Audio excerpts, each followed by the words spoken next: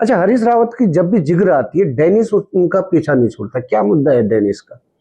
देखिए, ये मेरे संज्ञान में भी नहीं। डेनिस कोई एक कंपनी है जिसकी शराब उत्तराखंड में लॉन्च, ये आरोप हरीश रावत जी पे लगाते हैं। ठीक हो गया, अगर तुम इतने पाक साफ थे, डेनिस खराब था, तो तुम तो उसको भारतीय सेना के कैंटीन में बेचने का काम कर रहे हो। उस कंपनी को प्रतिबंधित कर देते, बैन कर देते भाई। और ये तो पता नहीं कैसे कैसे दारू ले आए हैं जिनका कोई नाम ही नहीं पता।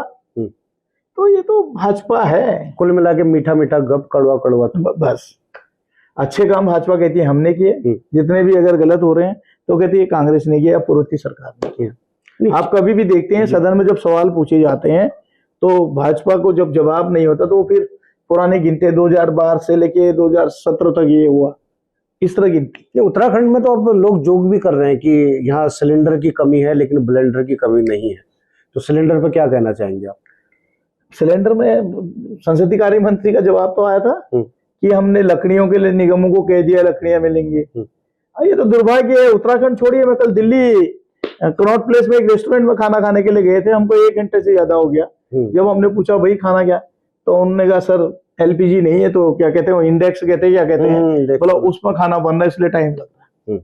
जब दिल्ली जो देश की राजधानी का हार्ट जिसको हम कहते हैं कनॉट प्लेस, अगर वहां पे एलपीजी की कमी है तो फिर हमारा क्षेत्र तो भगवान भरोसे है, उत्तराखंड पर्वतीय क्षेत्र। तो सिलेंडर हो ना हो लेकिन ब्लेंडर होना चाहिए उत्तराखंड के लिए।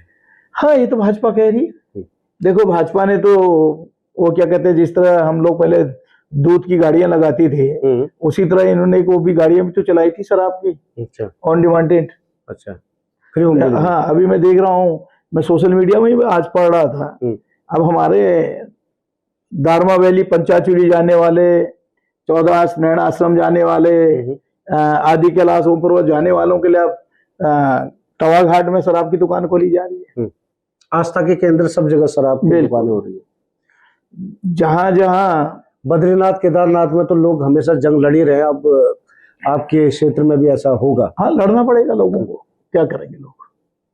लेकिन सरकार मानने वाली कहाँ है?